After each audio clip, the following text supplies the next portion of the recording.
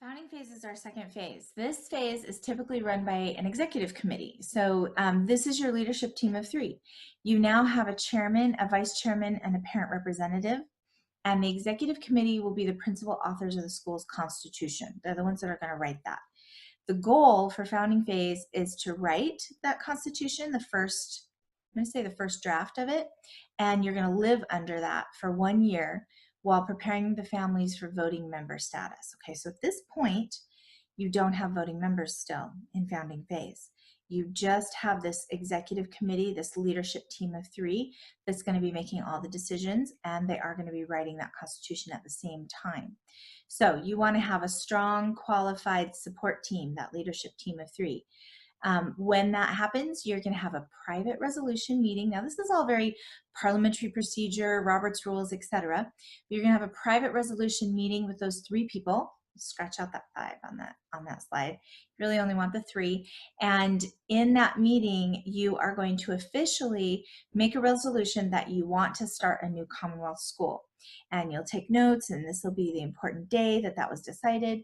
And in that time, you are going to elect a chair and a secretary of the meeting. You're going to hopefully use parliamentary procedure, or at least a little bit of it, because we really want you to get used to working with this a tiny bit, okay? And then you're going to announce and vote on the resolution. So you're going to announce it, and you can actually draft that before the meeting if you want to have some formal language ready to go. And then everybody's going to vote on it. Of course, there's only 3 of you, and everybody knows why you're there in the first place. So it should pass. Your vote should pass. And at that point, you're going to form a constitution committee. And that constitution committee is going to be the 3 of you. You're going to decide on a return and report time, or a finish date, basically, for it. And all of this is going to be kept in the official notes that are going to go into the record, the permanent record for the Commonwealth School. So now you've had that meeting, and you can adjourn that meeting. You've got those notes. So the next step is to write that first draft of the Constitution. Now, at this current time, when you're ready to write that Constitution, you need to let me, or if there's a different Constitution coach, because I know we will be having those pretty soon, probably within a year or 2, you need to let them know and basically ask for a reservation for the semester to work with that coach to write that document. I and they can only handle so many documents at once, and we want to keep it at a level where we can get really high quality documents finished. It's a great process for you guys to go to. It's a huge learning experience. You will sweat it, and you'll love it at the same time. But I want to make sure you get enough attention and enough support while you're doing it. So make sure that you make that reservation when it comes time to doing that. Okay, so you're going to be working on that. You're going to probably work on it in a Google Doc so that you have that 2-way communication with your coach. And occasionally you'll be meeting in person with him or her as well, in order to iron out things that are a little bit confusing or something like that. And there's a lot more that's going to be in the founding phase trainings on the Constitution. So you'll have more information there as well. Now, at the same time, the torchbearer is going to start what we call the member versus participant chart. Now, remember, we talked about in the last couple of little segments that in gathering phase, we don't have any members that vote. We just have participants. But our goal is to have voting members.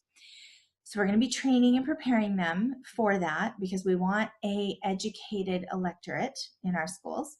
And meanwhile, you're going to create this chart that I'm going to go over in another quick little video. The idea is that across the top of the chart, you're going to list the things that would be your ideal member.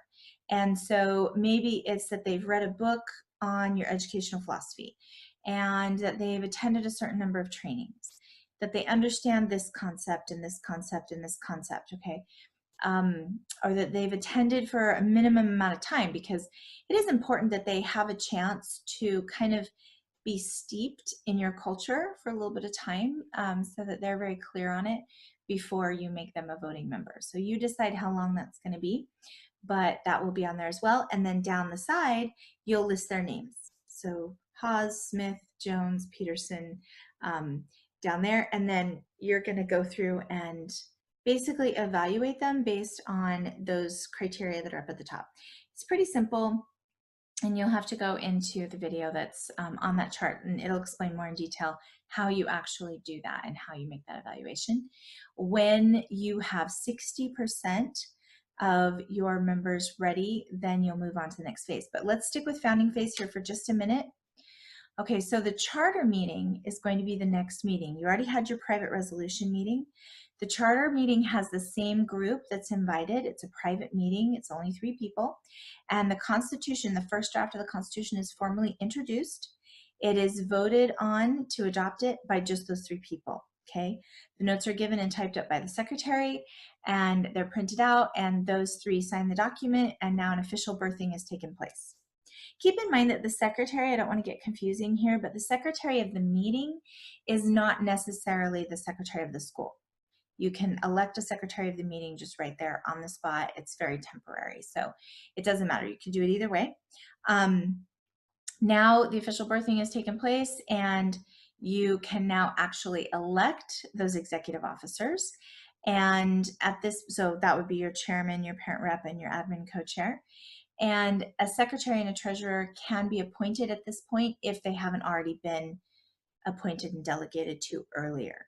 Okay, again, they still don't have any voting privileges, but they are there to help out in meetings, and they can give advice. Your junior representative can also be elected at this point by those executive officers. Okay, so it's still not by the membership, unless you want to change that and do that a little bit differently, but usually, again, we don't have any voting that's taking place with the members quite yet. That founding phase, it says on here 2 to 5 years, but I will tell you again that we've shortened it quite a bit, and you're going to need it to last at least a year before you write your second document, which will then be your strengthening phase document, and that document will have voting members in it. But for now, we want you to get used to that first document, so you got to write it, and then you got to live under it for a little while and kind of let it percolate and find its place, and you'll recognize little things in it that you want to change as you go through that time.